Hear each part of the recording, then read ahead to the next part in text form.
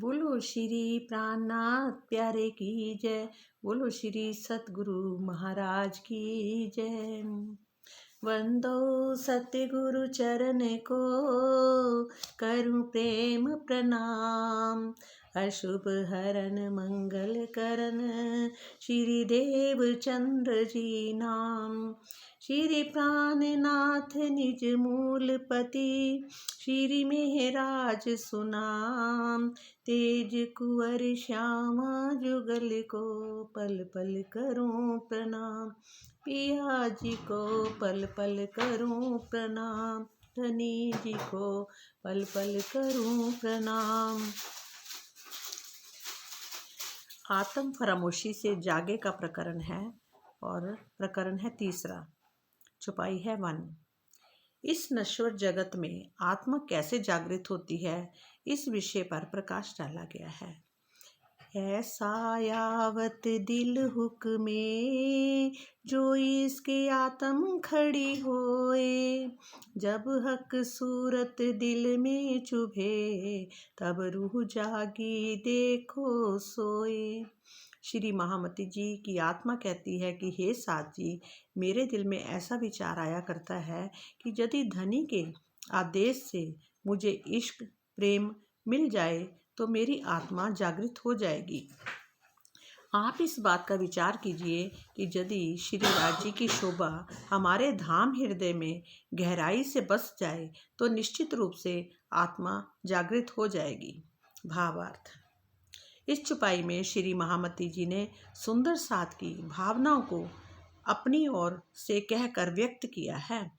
श्री महामती जी ने विरह प्रेम का अनुभव हफ्से से बहुत पहले ही कर तो लिया था, जब उनके अंदर स्वयं अक्षरातीत आवेश स्वरूप में विराजमान हैं, तो स्वयं के लिए इस प्रकार का कथन नहीं करेंगे।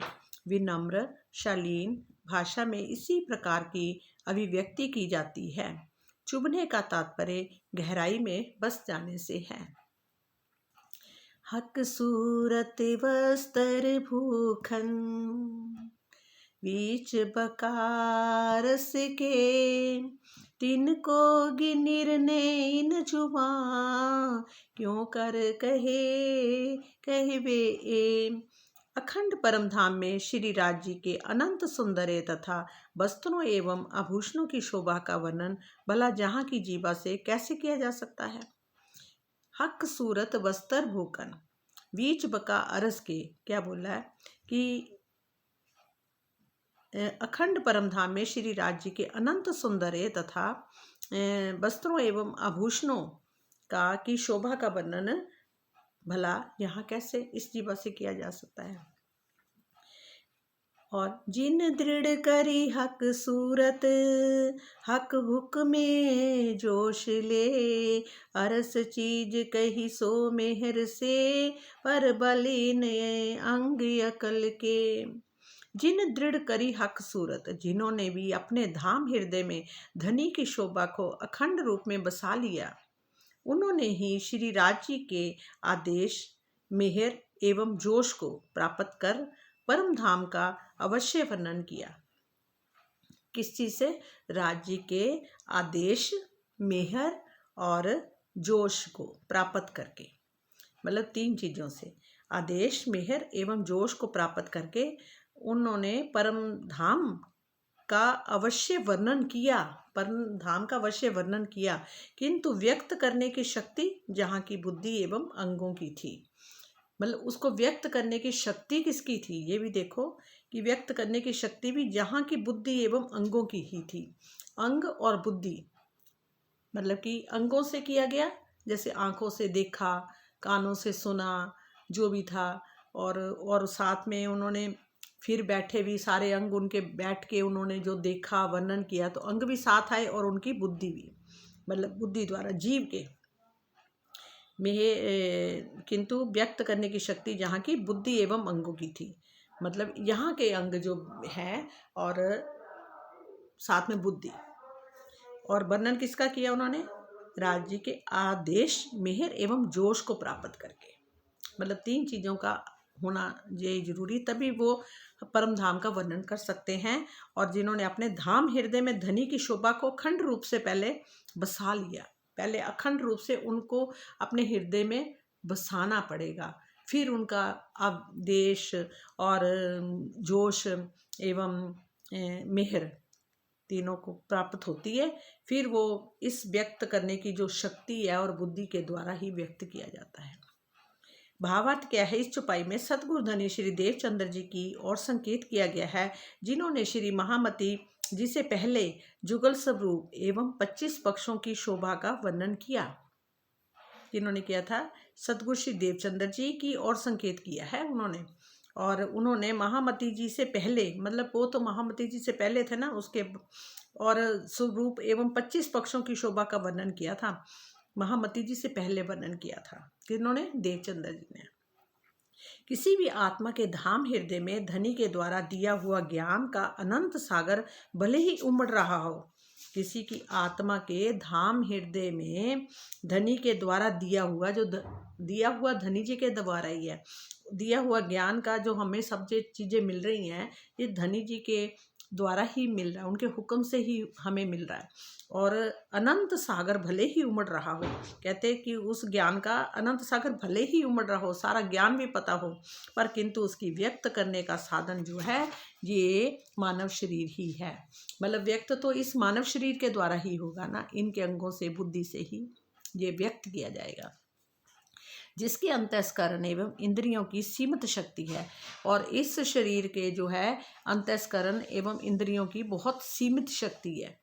जैसे पार्वण वहाँ तो सीमित है, हर चीज़ कुछ है ही नहीं। और इस चौपाई का यही बात दर्शाई गई है, इस बात में यही बात दर्शाई गई है।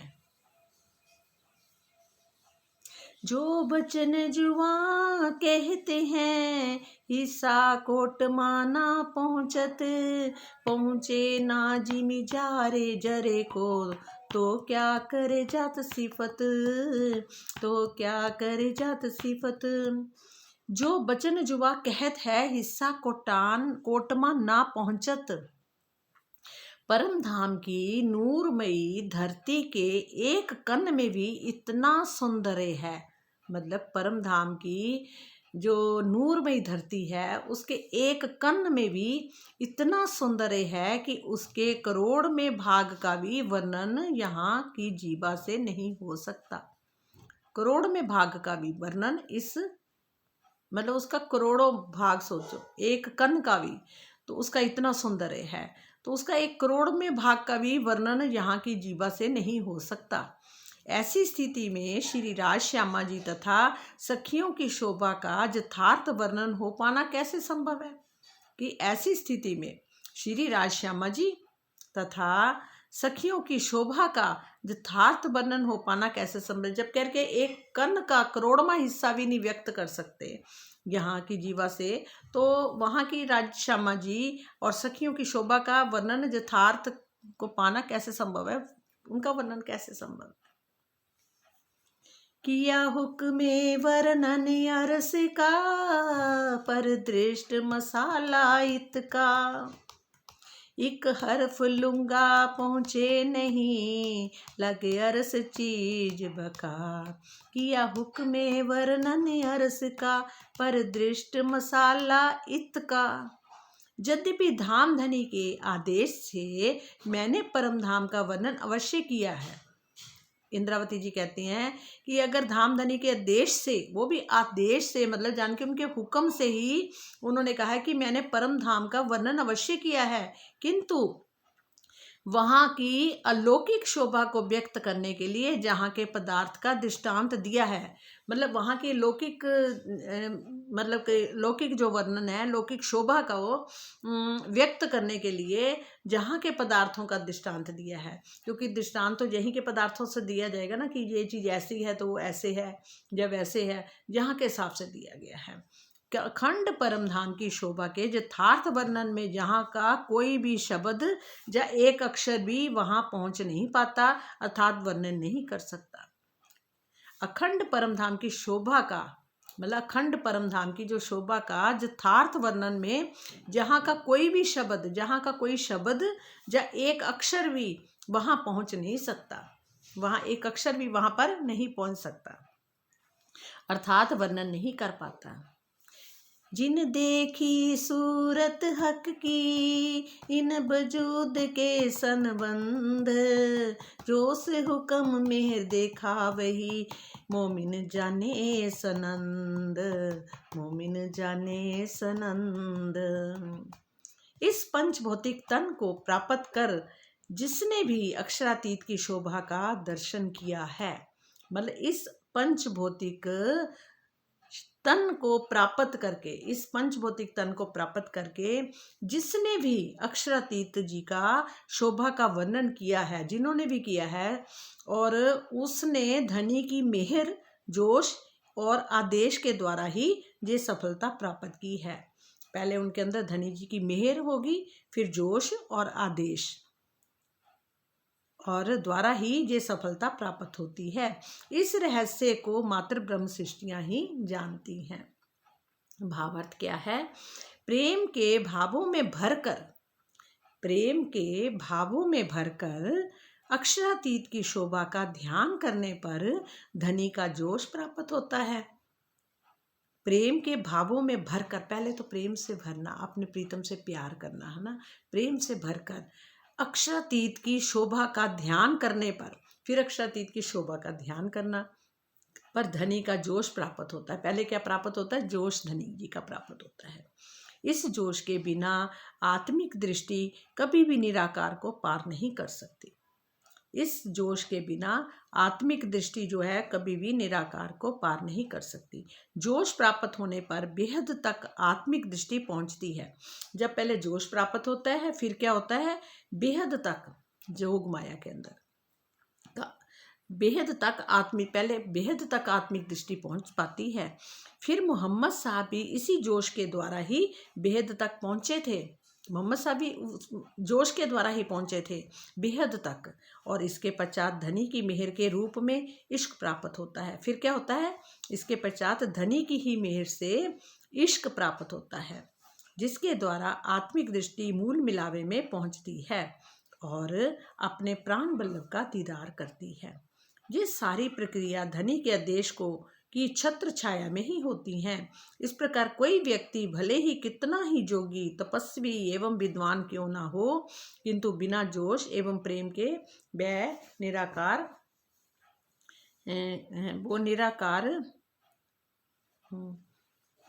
कोई भी व्यक्ति भले कितना ही जोग, तपस्वी एवं विद्वान क्यों ना हो, किंतु बिना जोश एवं प्रेम के वह निराकार बेहद से परे परम धाम का साक्षात्कार नहीं कर सकता।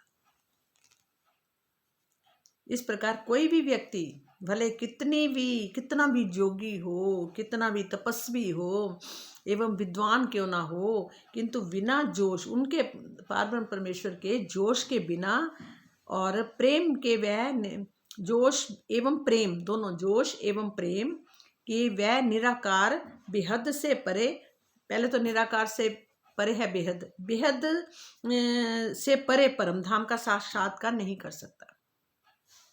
वैसे तो वो निराकार था कि वो ये जो जितनी भी जोगी हों, तपस्वी हों, विद्वान क्यों ना हो, वो भी निराकार था कहते हैं। और आगे जो निराकार से आगे हो भी तो बेहद मंडल तक, पर पारब्रह्म परमेश्वर कहाँ है? परम धाम। सबों सिफत करी जो से अकेले अकले, इन अंग छूटे ना दृष्ट फना, कोई बल करो हक हुक्मे, पर अरस क्यों पहुँचे सुपना, पर अरस क्यों पहुँचे सुपना। यद्यपि सभी दोनों सूरतों ने जोश और जागृत बुद्धि के द्वारा पर ब्रह्म की शोभा की महिमा गाई है, यद्यपि सभी दोनों सूरतों ने जोश और जागृत बुद्धि के द्वारा पर ब्रह्म की शोभा की महिमा गाई है, किंतु जीव के हृदय से नश्वर जगत के पदार्थों वाली दृष्टि नहीं जा पाती। किंतु जीव के हृदय से नश्वर और जगत के पदार्थों वाली जो दृष्टि है ना हमारी यहाँ की, वो जा नहीं पाती।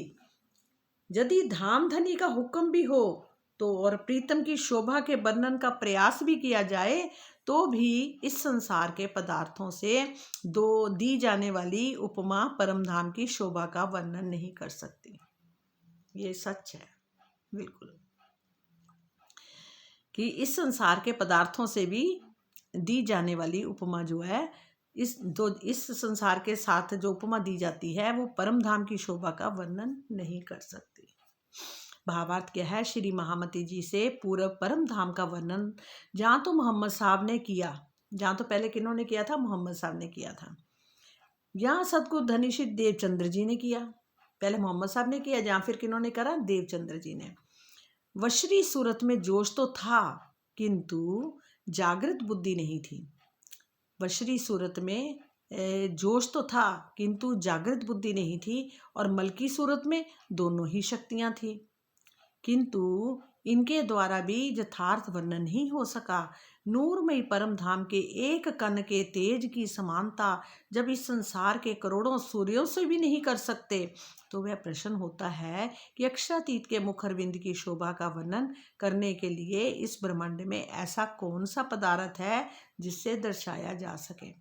देखो, श्री महामती जी एवं पूरम परम धाम का वर्णन जहाँ तो मोहम्मद साहब ने किया था और सतगुरु धनी श्री देवचंद्र जी ने किया था, पर बशरी सूरत में जोश तो था किंतु यथार्थ रूप में वर्णन नहीं हो सका था। जागृत बुद्धि नहीं थी, किंतु जागृत बुद्धि नहीं थी। और जो मलकी सूरत में दोनों ही शक्तियां थी, किंतु इनके द्वारा भी यथार्थ वर्णन नहीं हो सका। नूरमय परम धाम के एक कण के तेज की समानता जब इस संसार के करोड़ों सूर्य से भी नहीं कर सकते, मतलब एक कण भी जहाँ के करोड़ों सूरज के सामने भी वो एक कण भी इससे ज़्यादा तेजोमयी है, और नहीं हो सकता। ये प्रश्न होता है कि अक्षरातीत के मुखरविंद की शोभा का वर्णन करने के लिए इस ब्रह्मांड में ऐसा कौन सा पदार्थ है जिससे दर्शाया जा सके।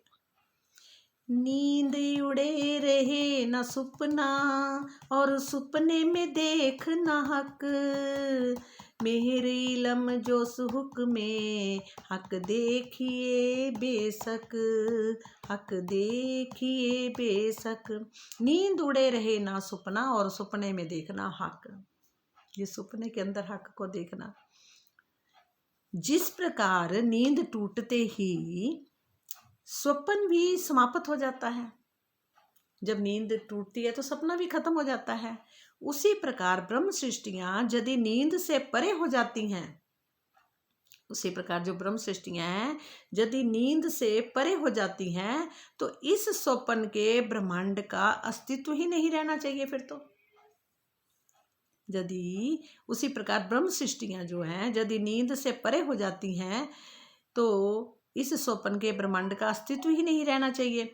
किंतु धामधनी की लीला ही ऐसी है, किंतु धामधनी की लीला ही ऐसी है कि इस स्वप्न के ब्रह्मांड में रहते हुए ही अक्षरातीत को देखना है।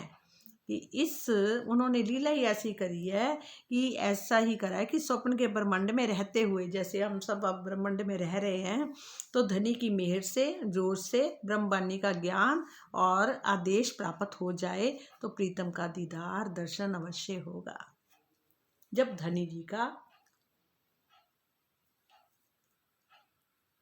मेहर, धनी जी की मेहर, जोश और ब्रह्मवाणी का ज्ञान, ये ब्रह्मवाणी है, उसका ज्ञान और उनके जोश से और मेहर से जब राज्य का हुक्म हो जाएगा, मेहर हो जाएगा, तो आदेश प्राप्त हो जाए तो प्रीतम का दीदार दर्शन अवश्य होगा।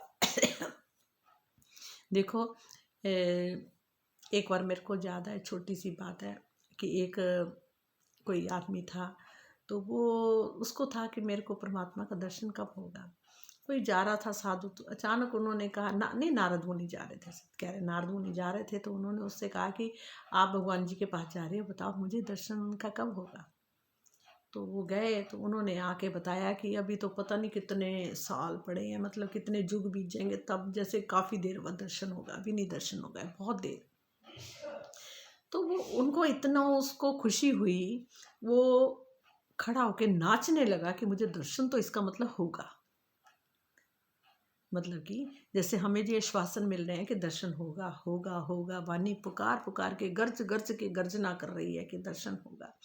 उसी तरह से उस आदमी, वो इतना आदमी नाचने लगा, मस्ती से अपने आनंद से नाचता रहा, क्या कहने लगा, मुझे दर्शन होगा, मुझे दर्शन होगा, मुझे दर्शन होगा। वो इतना मस्त हो गया दर्शन दर्शन करते, उसी टाइम परमात्मा उनके सामने प्रकट हो गया। हमें भी उसी तरह से खुशी अंदर से फील करनी चाहिए कि दर्शन देंगे, वो हमें देंगे, वो हमें मिलेंगे मिलेंगे मिलेंगे मिलेंगे, तो वो मिल जाएंगे। मतलब हमें भी विश्वास रखना चाहिए, इस ब्रह्मवाणी में हमें बार बार कह रही है कि दर्शन होगा होगा होगा होगा, तो जरूर होगा, जरूर होगा और जल्दी होगा। ये देंगे वो दर्शन, प्रकट हो जाएंगे, होंगे ही होंगे, हमारे प्रीतम है, जरूर होंगे। तो परात्म की दृष्टि से हुक्म के द्वारा आत्मा के रूप में नींद के इस खेल को देख रही हैं। कहता परात्म की दृष्टि से, कैसे परात्म की दृष्टि का मतलब क्या है, जब मूल मिलावे में हम राजी श्यामा जी के सामने सिंहासन के और मूल मिलावे में बैठे हैं सामने उनके, तो उनको देख रहे हैं, तो कि कौन सा खेल कैसा दिखा रहे हैं। बैठे तो हम यही है ना, हम चिपट चिपट के बैठे, जाना तो हमने कहीं नहीं है, पर किस तरह से हमें खेल दिखा रहे हैं हम ये सोच रही हैं। तो मतलब कि परात्म की दृष्टि, जो हमारी वहाँ के परात्म हमारे शरीर है, तन है, उनकी जो दृष्टि, जैसे जैसे मान लो हम जहाँ बैठे हैं हमारी दृष्टि, ऐसे वहाँ हम बैठे हुए हैं, तो हमारी जो दृष्टि है कि दृष्टि हुक्म के द्वारा, राज्य के हुक्म के द्वारा आत्मा के रूप में नींद के इस खेल को देख रही है अपनी आत्मा के द्वारा। आत्मा का मतलब क्या है, जैसे नज़र, यानी वासना बोल दो, चाहे आत्मा बोल दो, चाहे ध्यान बोल दो। जैसे वहाँ हम देख रहे तो हमारा ध्यान कहाँ गया, नज़र जिसको बोलते हैं, जब दृष्टि समझ लो, तो वो आत्मा के रूप में नींद के इस खेल को देख रही है। वहाँ बैठे बैठे ही खेल यहाँ का नींद का जो खेल है, कहते हैं ना आदि नारायण का जो सपने का संसार है ना, नींद का, नींद में सपना जैसे आता है उस तरह से ये सारा संसार है, इस नींद के संसार को वो देख रही है। और आत्मा की दृष्टि इस खेल में फंसी हुई है, और आत्मा की दृष्टि क्या है, उसी खेल में फंस गई। जैसे हमारी दृष्टि हो कहीं अटक गई, तो वो अटक ही गई, मान लो हम उसी खेल को ही देखी जा रहे हैं। जैसे मान लो एक और कभी मैच हो रहा था, कोई देखने लगते हैं, तो कोई हमारे साथ कोई बात कर रहा, हमारा ध्यान ही नहीं उधर जाएगा, हमारी दृष्टि उसमें अटक जाती है और हम उसको देखते ही रहते हैं, है ना। तो उस टाइम हमें पता नहीं चलता हमारे पड़ोस में हमारे साथ क्या बात की है। इसी तरह से वो दृष्टि जो है वो इस मायावी संसार में, मतलब इस सपने के संसार में, नींद के संसार में, वो दृष्टि जो अटक गई है, दृष्टि खेल में फंसी हुई है। जब उसे ब्रह्मवाणी के द्वारा परम धाम, अक्षरातीत और अपने निज स्वरूप का बोध होता है, तो वह धनी की मेहर से जोश और आदेश की छत्र छाया में संपूर्ण परमधाम, जुगल स्वरूप तथा अपनी परात्म को भी देख लेती है। जैसे वो वहाँ उनके हुक्म से जहाँ देख रही है, उसी तरह ही बताया गया है कि जब इस ब्रह्मवाणी द्वारा, जब हम इस ब्रह्मवाणी को पढ़ेंगे, हमें पता लग जाएगा कि ये संसार हमारा नहीं है, हमारा घर परम धाम है, हम वहाँ रहते हैं, वहाँ हम बैठे भी हैं, हमारे शरीर भी वहीं हैं। तो फिर ब्रह्मवाणी के द्वारा परम धाम, अक्षरातीत और अपने निज स्वरूप का बोध होता है। जब हमें बोध हो रहा है अब कि हमारा वहाँ शरीर है, राजश्यामा जी वहाँ है, हमारे घर में ये जो जो कुछ होता है, क्या क्या है, तो इस वाणी से पता लग रहा है। तो वह धनी की मेहर से, तो वो क्या, वो धनी जी की मेहर से और जोश, धनी की मेहर से जोश और आदेश, तीन चीज़ें याद रखना, धनी जी की मेहर, जोश और आदेश से, कि छत्र छाया में संपूर्ण, क्योंकि जब हम उस छत्र छाया में होंगे तो संपूर्ण परमधाम, जुगल स्वरूप तथा अपनी परात्म को भी देख लेती है। फिर वो मतलब जुगल स्वरूप को भी देख लेगी, परमधाम को भी देख लेगी और अपनी परात्म को भी देख लेगी, अपना जो शरीर है। इच्छा तो सबके अंदर हो रही है ना इस टाइम, वाणी पढ़ के अंदर से, सबके अंदर मैंने देखा जितने भी सुंदर साथ है, सब अंदर से इस टाइम हो रखे हैं, आतुर से हो रखे हैं कि हमें अब दिख जाए, बस दिख जाए, दिख जाए। क्योंकि वाणी की गर्जना सुन सुन के स्वामी जी भी बुला कह रहे हैं, सब जगह से एक ही आवाज आ रही है, देख सकते। जैसे अब हमारे स्वामी जी, वो तो पुकार पुकार के कह रहे हैं कि दर्शन होगा होगा होगा। ये वाणी पुकार रही है। अब देखो ये सारी बातें खुल रही कि नहीं खुल रही, सब बातें खुल रही हैं। तो वह धनी के मेहर से जोश और आदेश की छत्र छाया में संपूर्ण परमधाम जुगल स्वरूप तथा अपनी परात्म को देख लेती है और चितवनी के द्वारा यहाँ वह जागृत परमधाम को देखती है। किसके द्वारा? चितवनी के द्वारा। हमें ध्यान में बैठना पड़ेगा। हम राज्य का श्रृंगार को, राज्य के स्वरूप को अपने हृदय में अपने बिठाना है और उनका सिंहासन लगाना है। उसके बाद फिर वो राज्य की मेहर से और जोर से आदेश से तो चितवनी टूटने के पश्चात इस स्वप्नमय ब्रह्मांड को देखती है। जब चितवनी टूटती है तो फिर इस स्वप्नमय संसार को देखती है। दूसरे शब्दों में ऐसा भी कह सकते हैं, इस समय परात्म के दिल में संसार है। इस टाइम परात्म के दिल में क्या है? ये संसार है। परात्म, क्योंकि परात्म आत्मा इसको देख रही है ना, नज़र उनकी यहाँ आई हुई है, तो इस टाइम जो है वो परात्म की नज़र जो है वो इस संसार को देख रही है। परम धाम जहाँ धनी नहीं, इस टाइम वो परम धाम जहाँ धनी नहीं देख रही। जिस समय परात्म की दृष्टि में धनी हो जाएंगे, जिस समय परात्म की दृष्टि में, हाँ ये देखो कितनी बड़ी बात है, गूढ़ रहस्य है। जब परात्म की दृष्टि में, जब जितना आत्म अंदर से सोचेगी, हम श्रृंगार को पढ़ेंगे, हम वाणी को बार बार दोहराएंगे, बार बार उनके श्रृंगार को, उनके स्वरूप का ध्यान करेंगे, मूल मिलावे का ध्यान करेंगे, तो जिस समय परात्म की वो फिर बात परात्म में भी जाती है। ठीक है, परात्म भी इस बात को अनुभव करती है। अगर इस संसार की बातों में हमारी दृष्टि चारों तरफ सारा दिन वो होती है, तो परात्म की नज़र में भी ये संसार ही बस जाता है। वो भी इस जहाँ की चीज़ों को अनुभव कर रही है। ठीक है, और अगर वो दृष्टि उधर जाएगी तो परात्म को फिर वो महसूस होना शुरू हो जाएगा ना, वहीं की बातें जहाँ वो बैठी हुई है। तो कहते हैं ना, परात्म की दृष्टि में धनी हो जाएंगे। फिर उसी समय फिर उनको वो सामने इधर के संसार की बजाय क्या दिखना शुरू हो जाएगा? धनी जी दिखने शुरू हो जाएंगे। उसी समय वह जगत समाप्त हो जाएगा। ये जगत जो है फिर उसी समय समाप्त हो जाएगा। ये कब होगा? राज्य के मेहर से और जोर से और आदेश से। वस्तुतः मूल तनों की हुक्म वाली दृष्टि, सुरता, आत्मा यदि इस नींद के ब्रह्मांड से हट जाए, वस्तुतः मूल तन जो वहाँ के हैं, हुक्म वाली दृष्टि जो उन्होंने हुक्म से इस संसार में सपन में ला रखा है, हुक्म वाली जो दृष्टि सुरता आत्मा है, यदि इस नींद के ब्रह्मांड से हट जाएगी तो स्वप्न के ब्रह्मांड का अस्तित्व समाप्त हो जाएगा।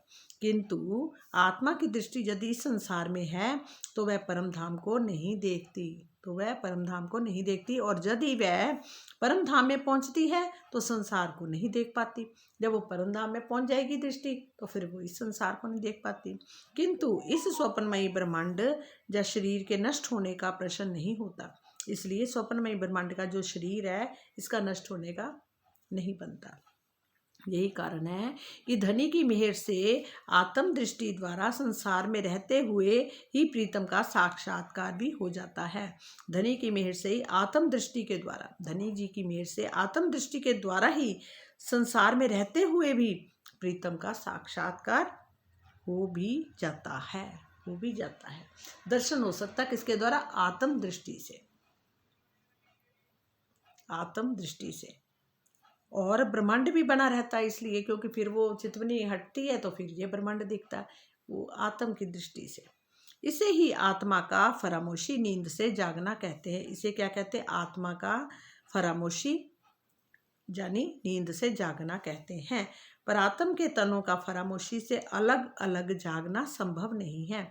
परात्म के तनों का, जो परात्म के तन है वहाँ पर जो परम धाम में बैठे हैं, उनका फरामोशी से अलग अलग जागना संभव नहीं। अलग अलग नहीं जागेंगी, जब जागेंगे तो सारी इकट्ठी ही जागेंगी। पहले आत्म दृष्टि से दिखेंगे, फिर जब सबको दिखना शुरू हो जाएगा तो परात्म जाग जाएगी धनी जी के, वो भी आदेश से। संभव नहीं है। उन तनों की दृष्टि के जहाँ से हटते ही महाप्रलय हो जाएगी। देखो ये बात लिखी, उन तनों की दृष्टि के जहाँ से हटते ही, जब उन तनों की जो मूल मिलावे में बैठे, जब उनकी दृष्टि हट गई तो यहाँ पर महाप्रलय हो जाएगी। हाँ जी, और ये बात वैसे ही है जैसे स्वप्न देखने वाला व्यक्ति अपने सपने के शरीर की दृष्टि से अपने मूल तन को देखता है। देखने वाला व्यक्ति अपने सपने के शरीर की दृष्टि से अपने मूल तन को देखता है। जैसे ये जो है, जैसे स्वप्न, ये स्वप्न का संसार है। स्वप्न में देखने वाली जो दृष्टि है वो अपने सपने के शरीर को दृष्टि से अपने मूल तन को देखता है तथा अन्य दृश्यों को भी देखता है, किंतु जैसे ही मूल तन की से आंखें खोलकर देखने का प्रयास करता है वैसे ही सपना टूट जाता है।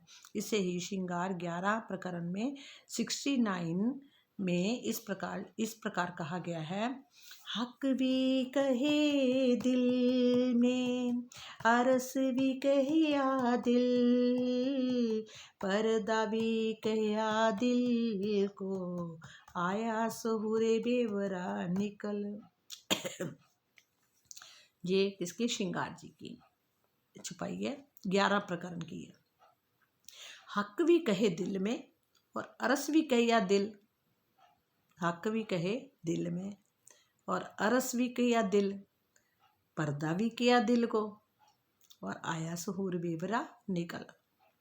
पर जेता ही सा नींद का रूते ती फरमोस, जो मेहर कर हुक्म दिखावही, तब देखे बिना जोश, तब देखे बिना जोश। धनी के आदेश से आत्मा के ऊपर माया की जितनी नींद का प्रभाव है उसके अनुसार ही उसमें बेसुधी है, अर्थात धनी को भूली हुई है। यदि धाम की किसी आत्मा पर मेहर बरसती है तो उसे अपने आदेश से दिखाते हैं और उसमें जोश की कोई आवश्यकता नहीं होती। सारी चीज आ गई राज्य के आदेश से, राज्य के हुक्म से सब कुछ होता है।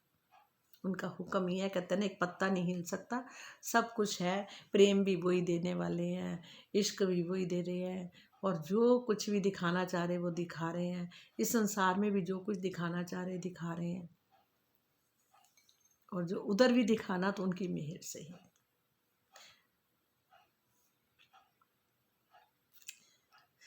लग रहा बस है राज्य की मेहर से ही है, वरना उनके हुक्म से ही है। होना जो होना अपने हाथ में तो कई बार लगता है कि कुछ नहीं।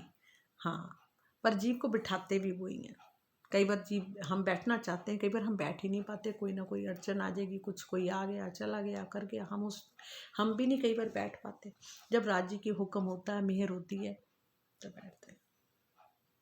हाँ, अब ये जरूर चलता रहता है, हम बैठे नहीं, हम आज ये नहीं करा, हमने आज वो नहीं करा। अंदर से हमारे को ये बेचैनी सी रहती है कि हम राज्य के साथ बैठे नहीं हैं, आज राज्य से बातें नहीं करें। और ये कई बार तो, अब कल ही मुझे पता है, कल सारा दिन ही नहीं मैं बैठ पाई, कोई आ गया, उनके साथ ही रहना पड़ा।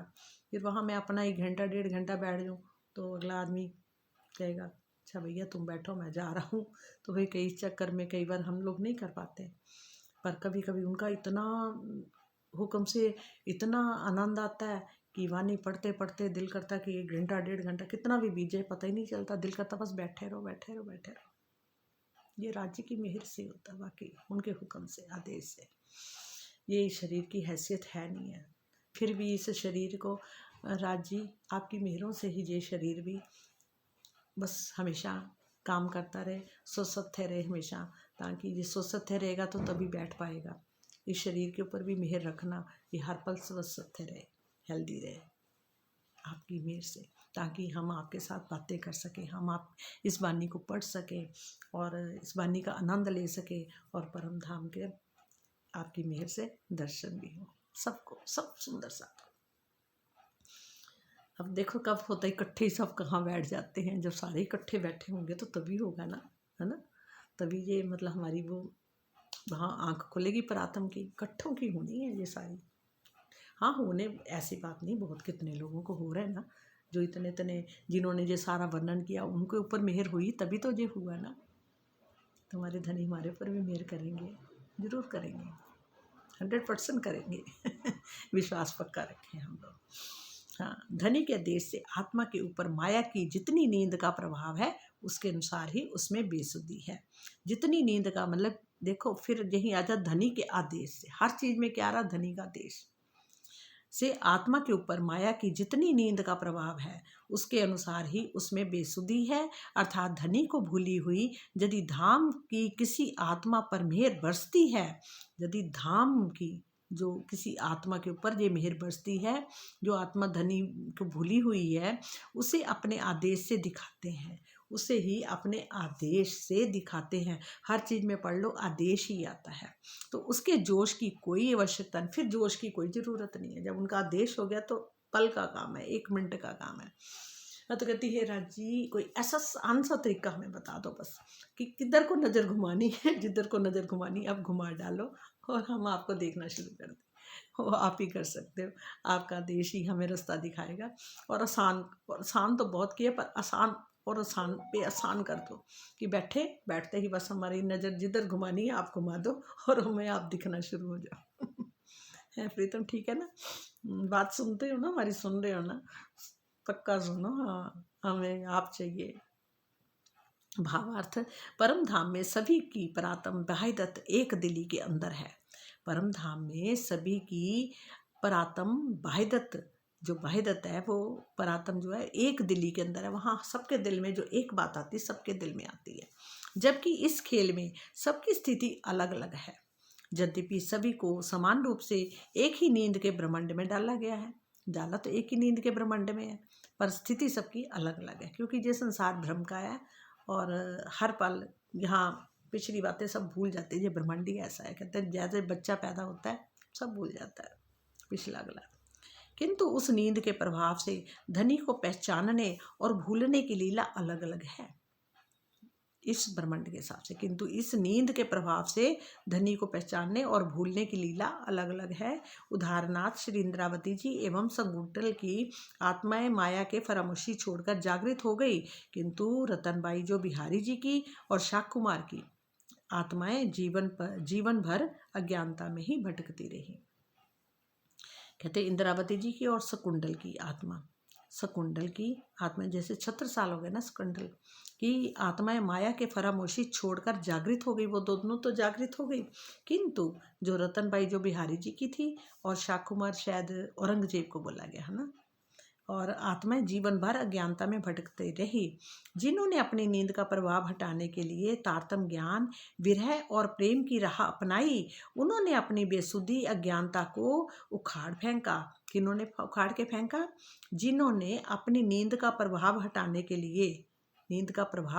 लिए तारतम ज्ञान, ये तारतम ज्ञान जो है, और विरह और प्रेम की राह अपनाई। विरह भी हो और प्रेम, ये विरह में तभी से ये आता है जीव, जब कोई अपनों से चोट खाता है तब विरह में आ जाता है, फिर राज्य के पास जाता है रोते रोते। तो विरह तभी आता है। और प्रेम तो प्रीतम के साथ तो चलते फिरते उठते बैठते बस हर पल वो हमारे साथ है, उसका प्रेम। और प्रेम भी उनकी मेहर से। इस जीव की कोई हैसियत नहीं है। नहीं, डर लगता है, क्योंकि राज जी आप ही की मेहर से, आपके देश से ही प्रेम भी आता है। सही बात है। हाँ, तारतम ज्ञान और विरह और प्रेम की राह अपनाई, उन्होंने अपनी बेसुधी ज्ञानता को खाड़ फेंका और अपनी आत्मा को जागृत कर दिया, और वो भी राज्य के आदेश से। जिन्होंने इस फरामोशी नींद के ब्रह्मांड में स्वयं को जागृत नहीं किया, वे कई तनों में भटकती रही, अब भी भटकी रही हैं। इतने साल हो गए, 400 साल से पता नहीं कितने जन्म लिए होंगे, ठीक है। और अब जाके राज जी ने हमारे ऊपर मेहर करी है, वो भी उनका देश हुआ होगा, तभी ये सारा हम वाणी पढ़ रहे हैं। कई तो लोग प्रणामी समाज में ही पैदा हुए, उनको तो बचपन से ही ये सब कुछ मिल गया, और हमें तो इतने सालों बाद जाके अब जाके समझ आई है, थोड़ा पता लगा। चितवनी में धनी का जोश ही आत्मिक दृष्टि को निराकार से पार करता है। चितवनी में धनी का जोश, चितवनी जब करते हैं तो में धनी का जोश मतलब पहले हमें उनको बुलाना चाहिए, आओ प्रीतम धनी के जोश, आओ आओ प्रकट हो जाओ, आओ मेरे प्राण प्रिय प्रीतम, आपका धनी, आपकी का जोश कहाँ है, आपका जोश आ जाए, प्रकट हो जाए। हम्म। और आत्मिक दृष्टि को निराकार से पार करता है।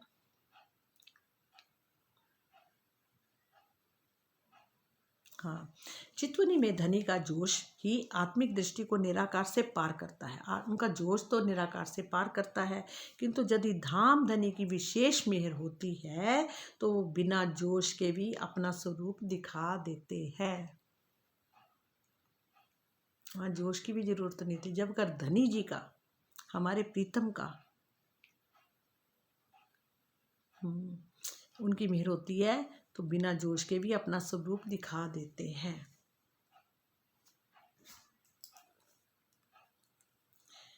और जैसे श्याम जी के मंदिर में श्री राज जी ने अपने आवेश स्वरूप को उन्हें दर्शन दिया, उस समय श्री श्यामा जी ने जोश का सहारा नहीं लिया था। सतगुरु धनी श्री देवचंद्र जी भी जब चर्चा करते थे तो श्री राज जी का आवेश ही कृष्ण के रूप में सभी को दर्शन देता था। उसमें जोश की कोई भी भूमिका नहीं थी। हबशे में भी ये स्थिति नहीं थी। वहाँ पर जोश नहीं की जरूरत नहीं पड़ी। खुद राज जी ने आवेश में ही, मतलब एक उनका आवेश है, एक उनका आदेश है। वो पहले तो मेरे ख्याल आदेश ही लिखा हुआ था ना कई जगह, उनके आदेश से, है ना। जोश, हाँ, वहाँ अक्षरातीत जी की मेहर, जोश और ब्रह्मवाणी का ज्ञान, आदेश।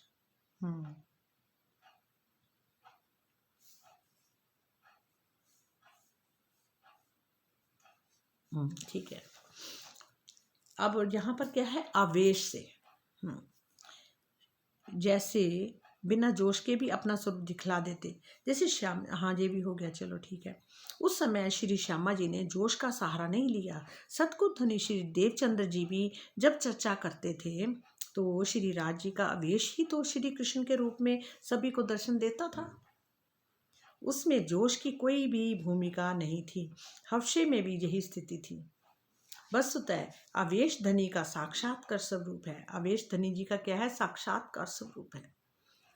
आवेश, वस्तुतः आवेश ही धनी का साक्षात्कार स्वरूप है। उनका साक्षात्कार स्वरूप है आवेश ही। जब आवेश है तो समझ लो वो खुद प्रकट है, जबकि जोश उसकी शक्ति का अंश रूप है, उसकी शक्ति। जबराइल जोश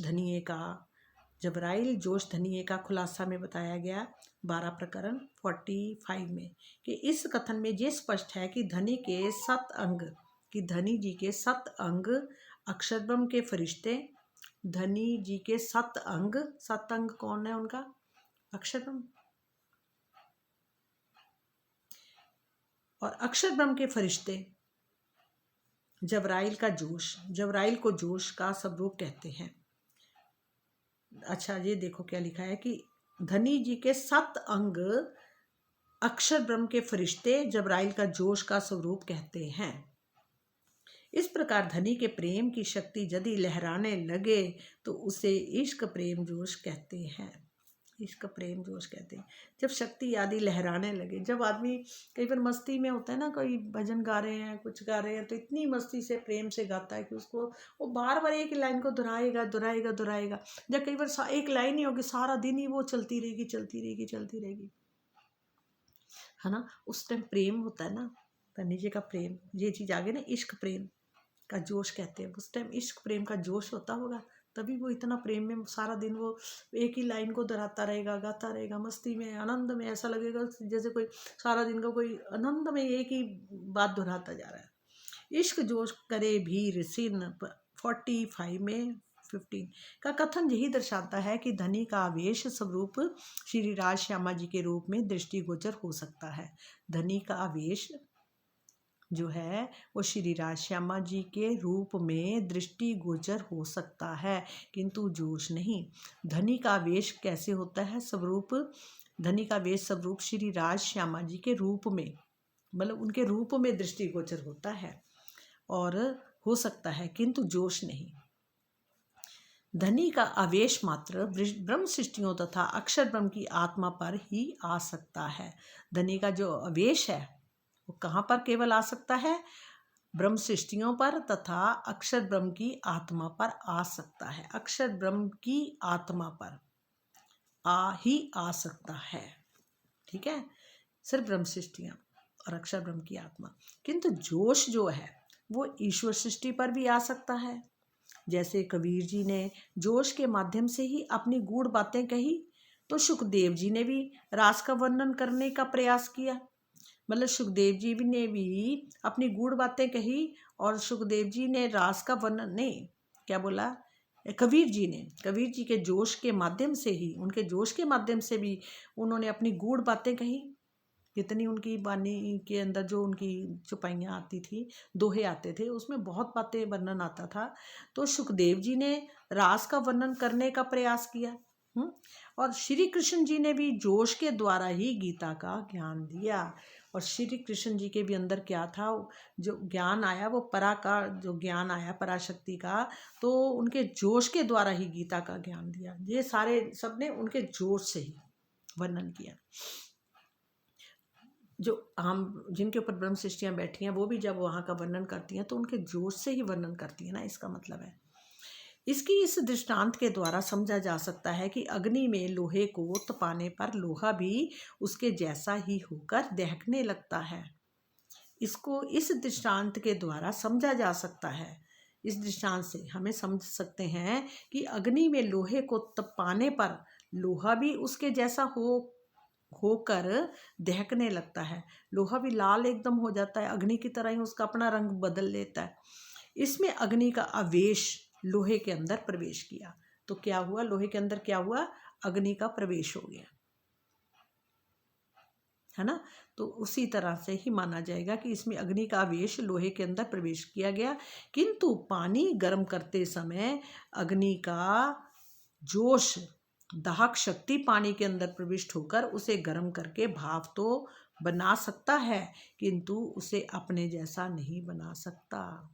जब पानी को हम गर्म करेंगे वो भाप तो बना देगा पर वो अपने जैसा नहीं बनाएगा। यही कारण है कि धनी का जोश जबराइल परमधाम में वैसे ही नहीं जा सकता। कि क्या का जहाँ ही कारण है कि धनी का जो जोश है वो जबराइल परमधाम में वैसे ही नहीं जा सकता। मतलब उनका जोश परम धाम के अंदर नहीं जा पाता, वहीं रुक जाता है। कहते हैं ना कि मेरे पर जलते हैं। पर जलते का मतलब है कि वो उस वहाँ का इतना शाश्वत नूरमयी, इतना तेजोमय प्रकाश है कि वो सहन नहीं कर सकता, वहाँ नहीं जा सकता। तब मतलब है पर जलते हैं का मतलब वो आगे नहीं बढ़ सकता। पर जलने का मतलब ये है कि इतना तेजोमयी वो धरती है, वहाँ पे एक कदम नहीं रख सकता कोई। ब्रह्म सृष्टियाँ ही केवल निस्वत वाले ही। जैसे गर्म पानी और अग्नि का संजोग नहीं हो सकता, जैसे गर्म पानी का और अग्नि का संजोग नहीं हो सकता, धाम धनी का आवेश जिसके अंदर विराजमान हो जाता है। और आवेश बोला, देखो आवेश जिसके अंदर विराजमान हो जाता है उसे साक्षात धनी का ही स्वरूप मान लिया जाता है। उसे साक्षात धनी जी का ही स्वरूप मान लिया जाता है। ब्रज रास के श्री कृष्ण सतगुरु धनी श्री देवचंद्र जी और महामती जी के अंदर आवेश का स्वरूप विद्यमान होने से ही इन्हें श्री राज जी का स्वरूप माना गया। किन्हें? ब्रज में रास के श्री कृष्ण और सतगुरु धनी श्री देवचंद्र जी और महामती जी के अंदर आवेश का ही स्वरूप विद्यमान होने से ही इन्हें श्री राज जी का ही स्वरूप मान लिया गया। देखो क्या बोला, ब्रज और रास के जो श्री कृष्ण थे उनके सतगुरु धनी श्री देवचंद्र जी के अंदर और महामती जी के अंदर आवेश का स्वरूप विद्यमान होने से ही इन्हें श्री राज जी का स्वरूप ही माना गया। हक जाने सो करे, अनहोनी सो भी होए, हिसाब किए सुपन में, मुतलक न देखे कोई, मुतलक न देखे कोई। धाम धनी अपनी इच्छा अनुसार कुछ भी कर सकते हैं, हमारे प्रीतम कुछ भी कर सकते हैं, बस उनकी इच्छा अनुसार। कभी भी ना हो सकने वाली असंभव बात को भी वे संभव कर देते हैं। देखो बात आ गई ना, असंभव बात को भी संभव करते, तभी तो कहते हैं धनी जी को आसान सा तरीका हमें बता दो, जब बिल्कुल हम ऐसे आंख बंद करें आप दिख जाओ, चाहे खुली आंख में भी आप दिख जाओ, हमारे को दिखो, बस दिख जाओ, चाहे और किसी को नहीं भी, हमारे को तो जरूर दिख जाओ है। तो ऐसा आसान तरीका मानता था, क्योंकि वो कर सकते हैं, असंभव को भी संभव कर सकते हैं। अभी चाहे तो एक पल का काम है उनके लिए कोई मुश्किल नहीं है, पर हमारे भाव भी उतने तीव्र होने चाहिए, प्रेम भी उनके साथ उतना तीव्र होना चाहिए।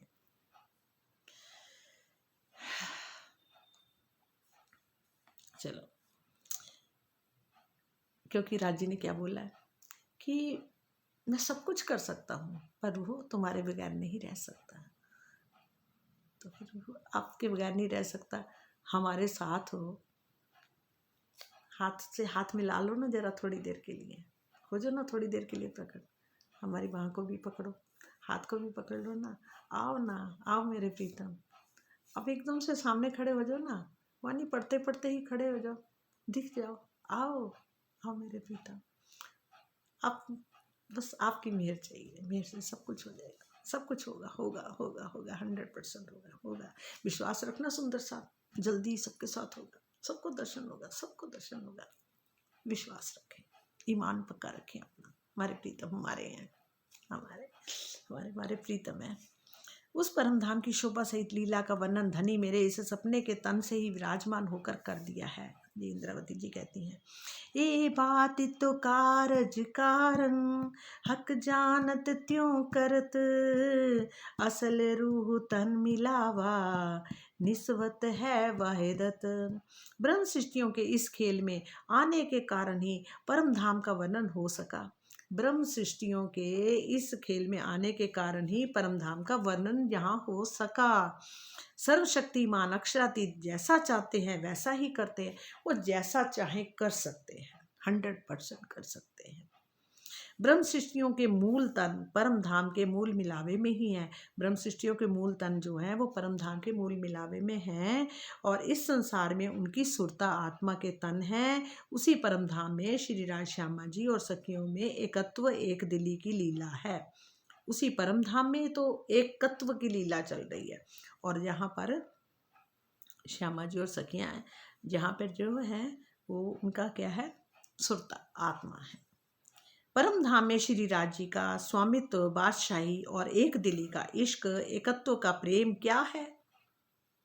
परम धाम में श्री राज जी का स्वामित्व, बादशाही और एक दिली का इश्क जो है, एकत्व का प्रेम, वो क्या है, इनसे ब्रह्म सृष्टियाँ नहीं जानती। इसी कारण ये माया का खेल बना, इसे ब्रह्म सृष्टियाँ भी नहीं जानती, और इसी कारण ये माया का खेल बना, जिसमें ब्रह्म सृष्टियों को आना पड़ा और परम धाम का ज्ञान अवतरित हुआ, और श्री राज जी का हृदय ही निस्वत और वाहिदत के रूप में लीला कर रहा है। और खिलवत निस्वत वाहिदत जेती अरस हकीकत, ए लज्जत हुक्म सिर ले वही, अरस नुहे सिर ले हुज्जत। श्रृंगार 24 प्रकरण 24 और 57 छुपाई। खिलवत निस्वत वाहिदत जेती अरस हकीकत, ए लज्जत हुक्म सिर लेवे ही, ए लज्जत हुक्म सिर लेवे ही, अरस रूहें सिर ले हुज्जत, अरस रूहें ले सिर हुज्जत। ए हक बतन की बारीकियाँ सो हक के दिए आवत, ना सीखे सिखाए ना सोबतें हक मेहर पावत। श्री राज जी के दिल की ये गुह्य बातें हैं जो एकमात्र धाम धनी से ही प्राप्त होती हैं। श्री राज जी के दिल की ये गुह्य बातें हैं जो एकमात्र धाम धनी से ही प्राप्त होती हैं। मार्फित सर्वोपरि सत्य की इन बातों को ना तो किसी की संगति से पाया जा सकता है, ना ही सीखने या सिखाने से। धनी की मेहर से ही मार्फित के सारे रहस्य विदित होते हैं, धनी की मेहर से ही मार्फित के सारे रहस्य विदित होते हैं। वहाँ क्या है, वहाँ की क्या लज्जत है, वहाँ के क्या सुख है, क्या शोभा है, ये यहाँ पे आया ना पहले, इस जिसमें ब्रह्म सृष्टियों का आना पड़ा। कहते ना कि परम धाम में श्री राज्य का स्वामित्व, बादशाही और एक दिली का इश्क, एकत्व का प्रेम क्या है। ब्रह्म सृष्टियाँ नहीं जानती थी, वो भेद जहाँ आके लाकर प्रकट कर रहे हैं इस तारतम ज्ञानी के द्वारा।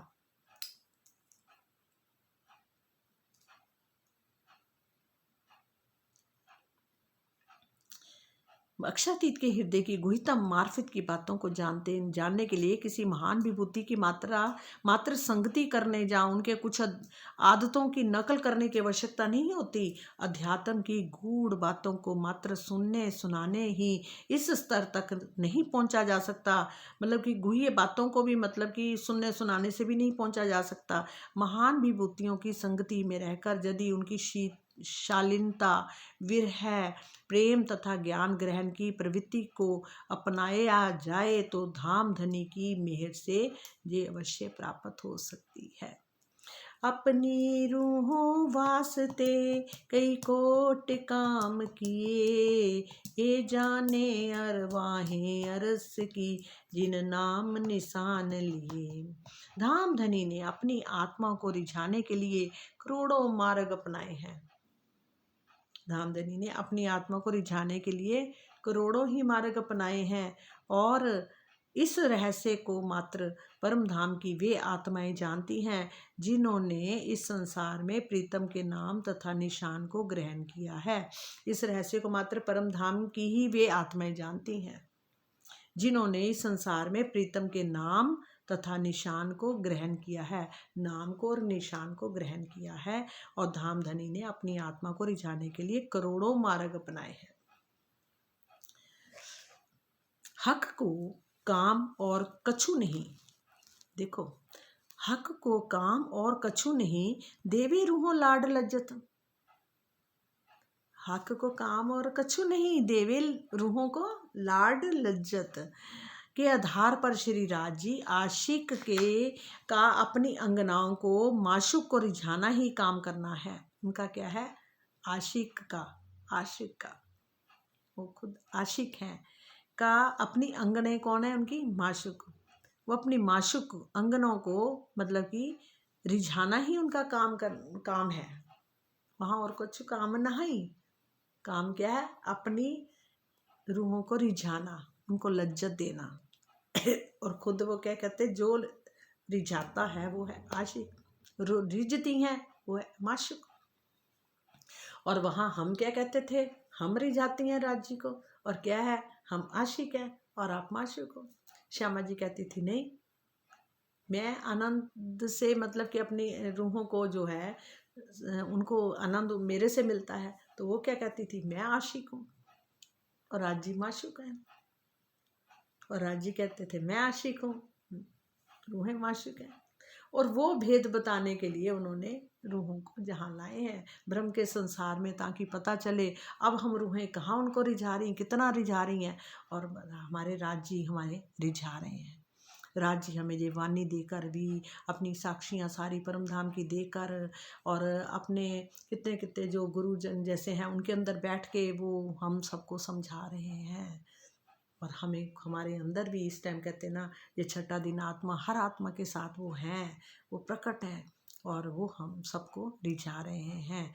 और कुछ तो बता रहे हैं, कुछ ये वाणी के द्वारा बता रहे हैं, कुछ गुरुजनों के द्वारा बता रहे हैं, जो सतगुरु हैं उनके द्वारा बता रहे हैं। तो बताने वाले कौन है? हमारे सतगुरु श्री श्याम जी। और वो ही सारे गुज से गुज बातें भी यहाँ आकर बता रहे कि वो तुम आशिक नहीं थी, मैं आशिक हूँ। अब तुम सब भूल गई तो कौन तुम्हें रिझा रहा? मैं रिझा रहा हूँ। ये वाणी के द्वारा भी हमें कौन बता रहा है? कौन रिझा रहा है इस टाइम? हमारे प्रीतम रिझा रहे हैं, हमारे प्राणनाथ सच्चिदानंद आनंद के सागर, प्रेम के सागर समझा रहे हैं हमें। अक्षरातीत के हृदय की गुह्यतम मार्फत की बातों को जानने के लिए किसी महान विभूति की मात्र संगति करने जा उनकी कुछ आदतों की नकल करने की आवश्यकता नहीं होती। अध्यात्म की गूढ़ बातों को मात्र सुनने सुनाने से ही इस स्तर तक नहीं पहुंचा जा सकता। महान विभूतियों की संगति में रहकर यदि उनकी शालीनता, विरह, प्रेम, ज्ञान ग्रहण की प्रवृत्ति को अपनाया जाए तो धामधनी की मेहर से, फिर भी आया मेहर से, ये अवस्था प्राप्त होती है। और उन महान जो मतलब विभूतियां हैं उनकी वो भी राज्य की मेहर से ही हमें वो मिल पाते हैं, वरना नहीं।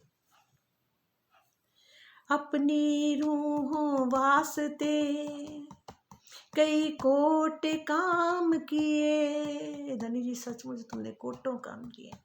ये जाने अरवाहें अरस की जिन नाम निशान लिए। हे धाम धनी, अपनी आत्मा को रिझाने के लिए करोड़ों मार्ग आपने अपनाए। और सचमुच हम अपने शुरू से लेके ज़िंदगी को देखें तो कितने रूपों में हमें कभी किस गुरु से, कभी किस गुरु से ज्ञान मिला, कभी किस गुरु से, कभी टीवीओं के द्वारा कई गुरुओं से हमें कई वानियों मिली, कई रास्ते दिखाए उन्होंने, कितनों के द्वारा हमें वो चीज़ें दिखाई हैं। अब जाके जे इतने सालों बाद जे तारतम ज्ञान मिला, वो भी जब बुढ़ापा आ गया तो अब पता नहीं कितने साल और है, पर अब राज जी ने इतना अपनी मेहर से हमें ये ज्ञान दिया, ये उनकी मेहर से सचमुच। वो मेरे धनी जी कहते हैं कि माशूक की रिझाना ही काम करना है। धाम धनी अपनी अंगनाओं को रिझाने के लिए 25 पक्षों, अगणित पशु पक्षियों, खूब खुशहालियों आदि का रूप धारण किए हुए हैं। क्या है? धाम धनी ही अपनी अंगनों को रिझाने के लिए, धाम धनी ही अपनी अंगनाओं को रिझाने के लिए पशु पक्षियाँ, 25 पक्ष, अगणित पशु पक्षी और खूब खुशहालियाँ आदि का रूप धारण किए, वो रूप भी धारण करके अपनी अंगनाओं को रिझाते हैं। जिसका बोध सखियों को नहीं था, वहाँ नहीं था, और इनके माध्यम से वे अपनी अंग रूपा आत्माओं को रिझाते, इनके द्वारा, पशु पक्षियों के द्वारा, खुशहालियों के द्वारा, पशु पक्षियों और जितने वन वहाँ पे फूल सब चीज़ें वो खुद ही राजी अपने उन रूपों में, मतलब कि अपने रूप धारण करके हम अंगनाओं को रिझाते हैं, रिझाते थे और रिझाते हैं। इसी को करोड़ों कामों की संज्ञा दी गई है। इसी को करोड़ों कामों की संज्ञा दी गई है। 13 छुपाई दी गई है। नाम लेने का तात्पर्य पहचान करने से है। इसी प्रकार परम धाम के 25 पक्षों सहित जुगल स्वरूप के अंग अंग की शोभा को अपने धाम हृदय में बसा लेना ही निशान लेना है। ये जो अरस बरी किया अरस सुहरे रू जानत, जिन पट खुलिया सोना जाने बिना हक सिफत। आत्मिक धरातल पर होने वाले परम धाम के चिंतन से ही ब्रह्म सृष्टियों को परम धाम की इन गुह्यतम बातों का पता चलता है। ये जो अरस बरीकियां, जे अरस की जो बरीकियां हैं, अरस सुहूरे रूह जानत, क्या बोला? आत्मिक धरातल पर होने वाले परम धाम के चिंतन से ही ब्रह्म सृष्टियों को परम धाम की इन गुह्यतम बातों का पता चलता है, अर्श की बारीकियां पता चलती हैं। यदि किसी को परम धाम का अनुभव भी हो जाए तो किंतु यदि श्री राज जी की पूर्ण मेहर की आत्मसात नहीं किया तो उन्हें भी मार्फत की गुह्य बातों का पता नहीं चल सकता। कब, कैसे? यदि श्री राज जी की पूर्ण मेहर, उनकी पूरी मेहर को आत्मसात नहीं किया तो उन्हें मार्फत की गुह्य बातों का पता नहीं चल सकता। इस चौपाई में परम धाम के जिन चिंतन शहूर की बात की गई है वह जीव के अंतःस्करण के द्वारा होने वाला बौद्धिक चिंतन नहीं है, परंतु आत्मा के अंतःस्करण द्वारा होने वाला चिंतन है। परम धाम का साक्षात्कार होने के पश्चात भी यदि उत्तरोत्तर प्रेम की गहराई में प्रवेश नहीं किया गया तो मार्फित सर्वोपरि अध्यात्म विज्ञान की अवस्था प्राप्त नहीं होगी। मिनट हो गए 3, 1 घंटा हो गया। चलो, इस छुपाई में परम धाम के जिस चिंतन शहूर की बात की गई है वह जीव के अंतःस्करण के द्वारा होने वाला बौद्धिक चिंतन नहीं है। जीव के अंतःस्करण के द्वारा होने वाला बौद्धिक चिंतन नहीं है, परंतु आत्मा के अंतःस्करण द्वारा होने वाला चिंतन है। मतलब कि उन्होंने क्या बोला, इस छुपाई में परम धाम की जिस चिंतन शहूर का वर्णन किया गया है वह जीव के अंतस्करण, मतलब जीव का जो अंतस्करण के द्वारा होने वाला जो बौद्धिक चिंतन नहीं है, अपितु आत्मा के अंतस्करण, आत्मा के अंतस्करण द्वारा होने वाला चिंतन है। कि आत्मा के द्वारा जो चिंतन किया जाएगा, परम धाम का साक्षात्कार होने के पश्चात भी यदि उत्तरोत्तर प्रेम की गहराई में प्रवेश नहीं किया गया, मान लो साक्षात्कार भी हो गया, उसके बाद भी प्रेम में हमने उत्तरोत्तर गहराई में प्रवेश नहीं किया गया, तो मार्फित सर्वोपरि अध्यात्म विज्ञान की अवस्था को प्राप्त नहीं होगी और गुहितम बातों का पता भी नहीं चल पाएगा। हाँ जी, चलो अब इस चौपाई तक अभी करते हैं, फिर दूसरी बार आगे करेंगे। ये 14 चौपाई तक हुआ, 1 से लेके 14 चौपाई तक तीसरे प्रकरण का। ठीक है, बोलो श्री प्राणनाथ प्यारे की जय, बोलो श्री सतगुरु महाराज की जय, धाम के धनी की जय।